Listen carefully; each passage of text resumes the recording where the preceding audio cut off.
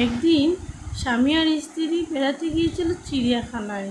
তারা দেখলো একটি বানর তার সঙ্গিনীর সাথে খেলছে, খুনসুটি করছে। স্ত্রী দৃশ্যটা দেখে মুগ্ধ হয়ে স্বামীকে বলল, কি চমৎকার ভালোবাসা, তাই না? তারপর তারা গেল সিংহের খাঁচার কাছে।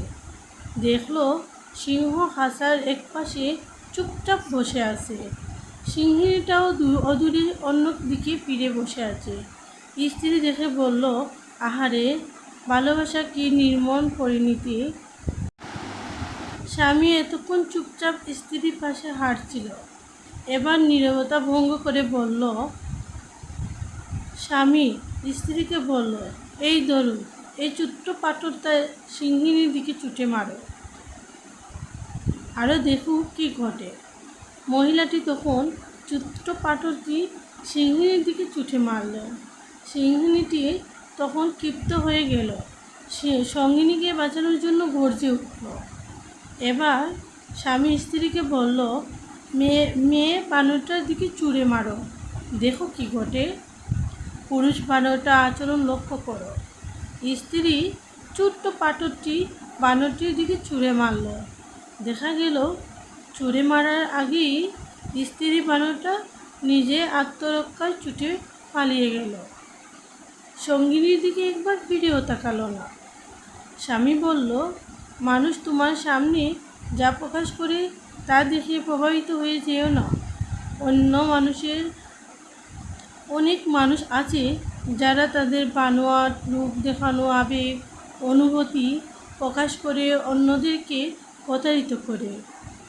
আবার অনেক মানুষ আছে যারা তাদের ভিতরে গভীর অনুরাগ ভালোবাসা লুকিয়ে রাখে।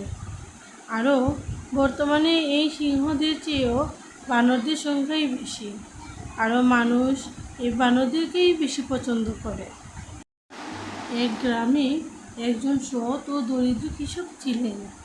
তিনি দুধ থেকে দই ও মাখন তৈরি করে বাজারে বিক্রি করতেন। একদিন কৃষকের স্ত্রী মাখন তৈরি করে কৃষককে দিলেন বিক্রি করতে। কৃষক মাখনগুলো বিক্রি করার জন্য গ্রাম থেকে শহরের উদ্দেশ্যে রওনা হলেন। মাখনগুলো গোল গোল রোল আকৃতিতে রাখা ছিল, যার প্রত্যেকটির ওজন ছিল 1 কেজি করে। শহরে পৌঁছে কৃষক প্রতিবারের ন্যায় পূর্ব নির্ধারিত দোকানেই মাখনগুলো দিয়ে পরবর্তীতে লবণ, তেল, চিনি, মশলা ও তার সংসারের প্রয়োজনীয় সদাই নিয়ে আসতেন।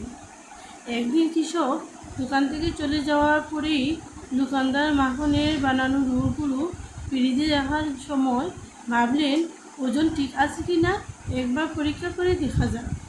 মাখনের রোলগুলো ওজন করতে উনি দেখলেন মাখনের ওজন আসলে আছে 100 গ্রাম নয়, প্রত্যেকটাই আছে 900 গ্রাম করে। পরের সপ্তাহে যখন আবার কৃষক সেই দোকানে মাখন বিক্রি করতে গেলেন, দোকানদারের সামনে পৌঁছানোর সঙ্গে সঙ্গে দোকানদার কৃষকের উদ্দেশ্যে চিৎকার করে বলতে লাগলেন, বেরিয়ে যাও আমার দোকান থেকে, এবার থেকে কোনো বেঈমান চিটিংবাজের সাথে ব্যবসা করব না। আমার দোকানে আরও কোনো দিন পা রাখবে না। 900 গ্রাম মাখনে 1 কেজি বলে বিক্রি করা লোকটার মুখ আমি দেখতে চাই না। কৃষক বিস্ময়ভাবে কম্পিত স্বরে দোকানদারকে বললেন, দাদা, দয়া করে রাগ করবেন না, আসলে আমি একজন গরিব মানুষ, দড়িপাল্লা বা বাটখারা কেনার মতো